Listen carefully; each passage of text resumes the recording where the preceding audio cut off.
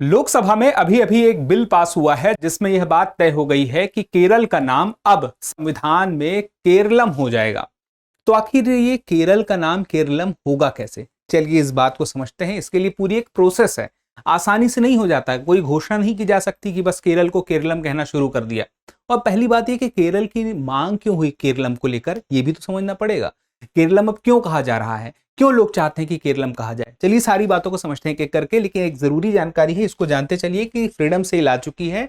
16 अगस्त तक रहने वाली है। जितने भी लाइव ऑनलाइन कोर्सेज हैं ये सभी आपको 50% तक की कम कीमत पे मिलेंगे। अगर आप इसका लाभ उठाना चाहते हैं तो वीडियो के डिस्क्रिप्शन में लिंक है, उसे क्लिक कर लीजिएगा, या फिर आप इस नंबर पर कॉल कर सकते हैं 8750187501 पर।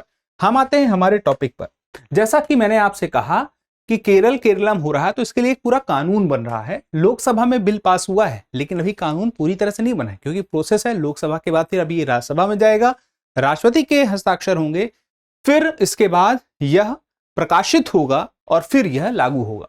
तो Kerala alteration of name bill 2026, अब ये जो देखिए पेश किया गया, गृह राज्य मंत्री नित्यानंद राय ने पेश किया और इसके बाद ध्वनि मत से इसे पारित कर दिया गया है।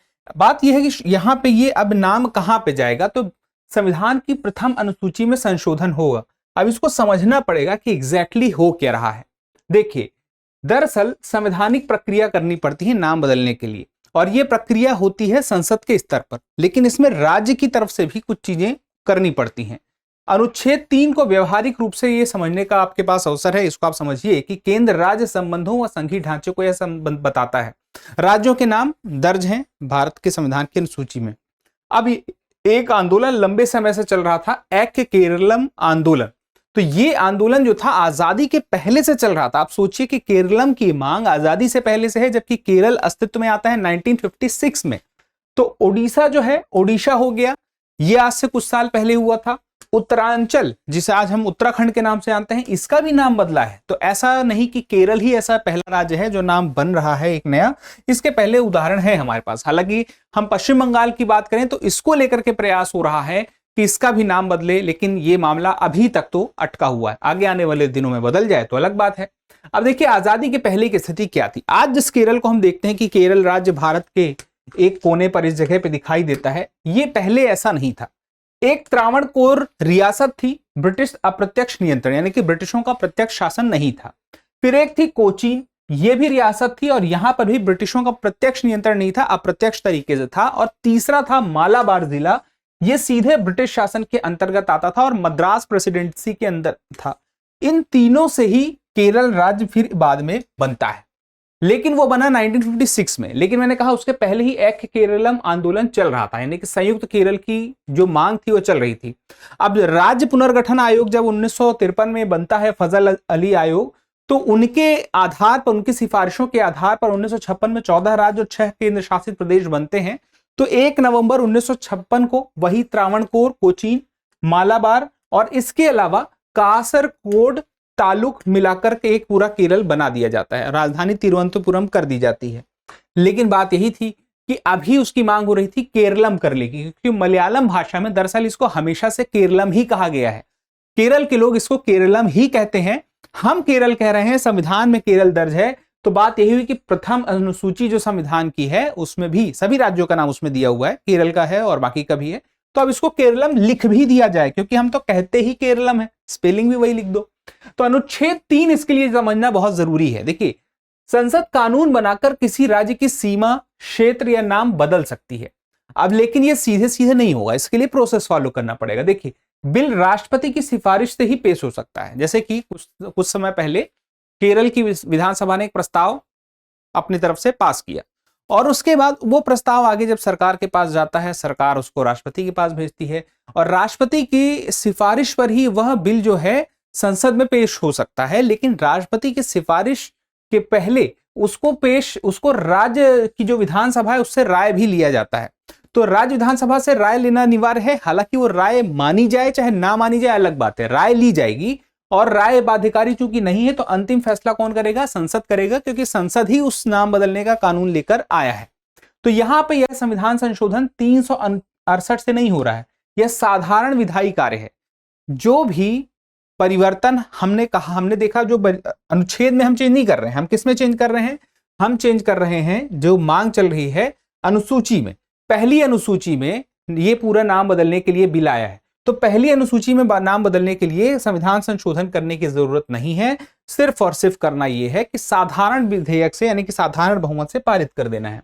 तो प्रक्रिया क्या है, सबसे पहले विधानसभा में जैसे प्रस्ताव आया केरल में, ठीक है, प्रस्ताव पास करके केंद्र को भेजा गया, गृह मंत्रालय उसकी जांच करता है, डाक विभाग, सर्वेक्षण विभाग, रजिस्ट्रार जनरल सबसे वह राय लेता है कि क्या ये ठीक रहेगा, वो अपना इनपुट देते हैं कितना ठीक है, कितना उचित है या क्या समस्या आ सकती है।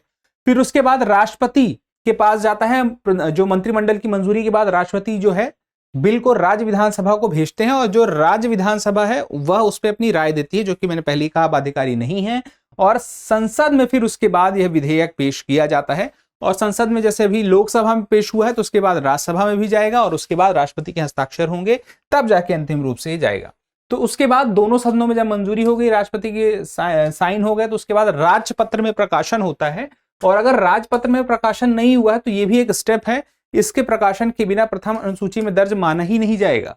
अब अंतिम बात ये समझनी जरूरी है कि समय सीमा क्या इसकी कोई होती है। तो देखिए ये डिपेंड करता है, मैंने आपसे बताया कि पश्चिम बंगाल के स्तर पे अभी तक ये प्रोसेस पूरी नहीं हो पाई है, अभी तक नाम परिवर्तन नहीं हुआ, क्योंकि ये तो प्रक्रिया है ना, इसमें तो एक सहमति चाहिए, सहमति के साथ बहुमत चाहिए, बहुमत के बाद बिल पेश करना है, ये सारी चीजें होंगी तब हो पाएगा। तो अभी तक ऐसा हमेशा जरूरी नहीं कि एग्जैक्टली कब हो सकेगा, कितने महीने में होगा, कोई ऐसे दिन डिसाइड नहीं है। अब सारी बातों का अंतर यह है कि केरल से केरलम की प्रक्रिया भारत के संघीय ढांचे की झलक है। संघीय ढांचे में यहाँ पे राज्य और केंद्र के मजबूत और बेहतर संबंधों को दिखाता है, जो राज्य चाह रहा था वही केंद्र ने भी चाहा और मिलकर वो कर लिया, जबकि देखिए दोनों जगह सरकारें अलग थी। तो जहां राज्य की भावना और ऐतिहासिक पहचान को मान्यता दी गई केंद्र के स्तर पर, अंतिम संवैधानिक अधिकार संसद के पास सुनिश्चित रहा। तो संसद ने निर्धारित किया उन मान्यताओं को या उन पहचानों को या उन मांगों को माना जो कि एक राज्य विशेष तक सीमित थी। तो ये मजबूत संघीय ढांचे की तरफ इशारा करता है, हमारे देश के संविधान को मजबूती देने वाला इशारा है।